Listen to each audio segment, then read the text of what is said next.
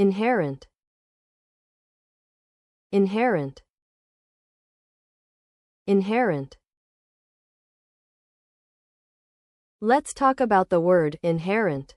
So, inherent is an adjective, which means it modifies or describes a noun. In common usage, you can use inherent to describe a quality or property that is naturally or essentially part of something, rather than something that is added or acquired later.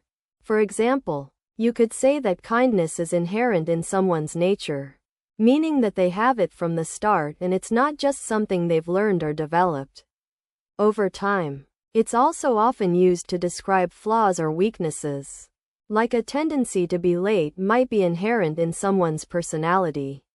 One special note about using inherent is that it's quite formal, so you're less likely to hear it in casual conversation. But it's a great word to use if you want to sound a bit more polished and precise. Here are 3 example sentences using the word inherent with varying levels of formality.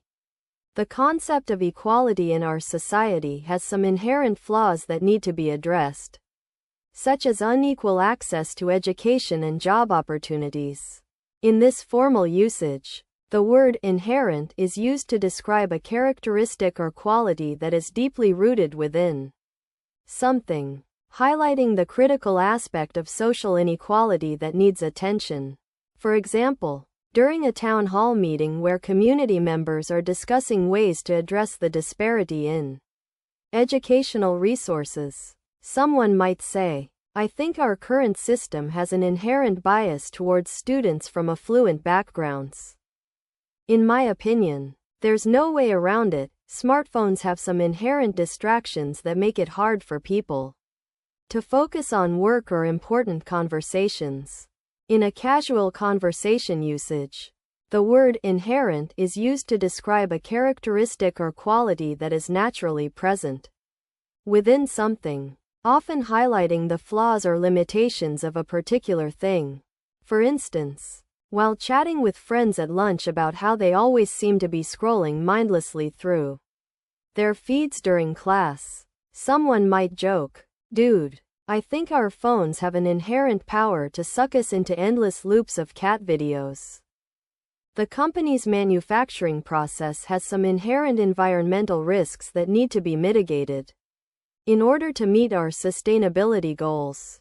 In a business or academic usage, the word inherent is used to describe a characteristic or quality that is deeply rooted within something, often highlighting a critical aspect that needs attention or consideration.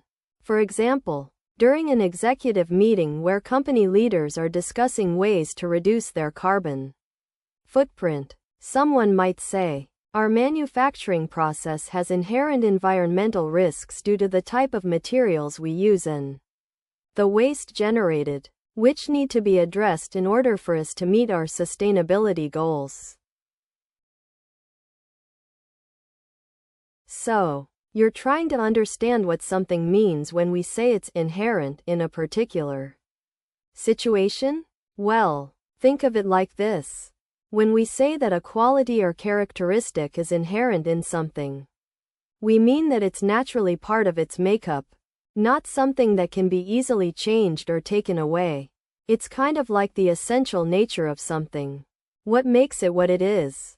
For example, if someone says that kindness is an inherent trait in humans, they mean that people are naturally born with the capacity to be kind, and it's not just something they learn later on. In terms of similar concepts or synonyms, you might hear words like natural, innate, or built-in used to describe the same idea. As for how it's used, inherent is often used in descriptions or explanations where we're trying to convey that a particular quality or characteristic is an essential part of something, and not just an added feature or something that can be changed with time. Insight. Insight. Insight. Let's talk about the word insight.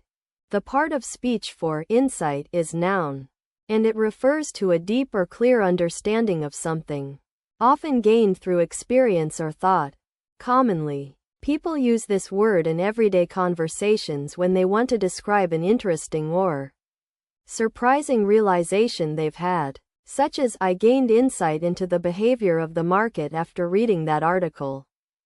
In formal writing, like academic papers or research reports, insight is often used to highlight a significant discovery or observation made by the author. One important note about using insight is that it usually implies a higher level of understanding than just knowledge. When you have insight into something, you're not just aware of facts, but also see connections and patterns between them. Here are 3 example sentences using the word insight with varying levels of formality. In a formal lecture, a professor might say, "The new data analysis has provided a profound insight into the mechanisms behind climate change, allowing us to make more informed decisions about mitigation strategies." In this context, the professor is using technical terminology and aiming to convey complex information in a clear and authoritative manner. Moving to a casual conversation, a friend might text you, "I had an interesting insight last night. I realized that my fear of public speaking was holding me back from pursuing my dream job." Here, the tone is relaxed and conversational, with a focus on personal reflection and self-improvement. In a business setting, a manager might say to her team, "After reviewing the market research, we've gained some valuable insight into our target audience's preferences. Let's use this information to inform our marketing strategy."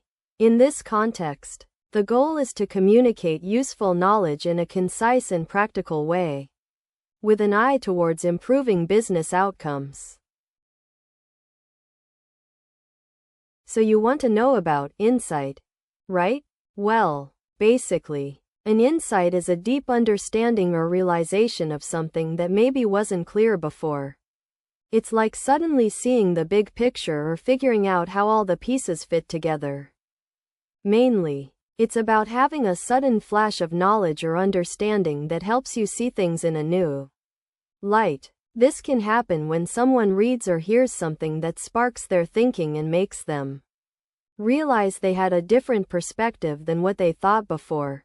Similar concepts to insight might be epiphany, which is like a strong feeling of sudden understanding, or a realization, which is more about recognizing the truth or facts of something. In terms of how it's used, an insight can help people make better decisions or solve problems because it gives them a fresh perspective on what they're trying to accomplish. Integral. Integral. Integral. Let's break down the word integral. As a noun, an adjective, or an adverb, it can be quite versatile. In general use, the most common part of speech is as an adjective, meaning essential or necessary for something to function properly. Like in the integral component in this machine. The term can also refer to a mathematical concept, but we'll focus on its non-technical usage here. In everyday conversation, you might say that your friend is an integral part of the team, meaning they're crucial to its success. What's interesting about this word is its connection to both abstract and concrete concepts. It can describe people, relationships, or even ideas as being vital to a particular situation. In a formal university setting, Professor Thompson emphasizes that mathematics is an integral part of physics education, as it provides the necessary tools for students to comprehend complex theoretical concepts. Here, she uses the word integral to convey that math and physics are inseparably connected. In a casual conversation with friends at a coffee shop, John shares that hiking through the woods was an integral part of our camping trip. We wouldn't have felt complete without it.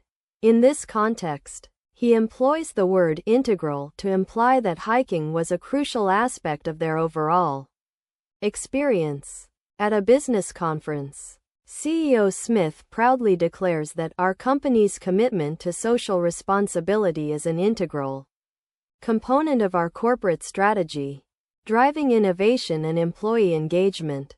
In this usage, she emphasizes that social responsibility is a vital part of her organization's overall vision and goals. So you want to know about this big word? Okay, let me explain. A certain concept is something that's essential or crucial for something else to work properly. It's like the main part that makes everything else fit together and function correctly. In math, it's often a key part of a problem that helps you find the solution. Think of it as the foundation or base that allows other parts to be added on top, making the whole thing complete. It's similar to an essential element or a core component, like the main theme in a story or the central idea in a plan. We use this concept in many areas, like math, science, and even everyday life, to help us understand how things work and fit together. Does that make sense?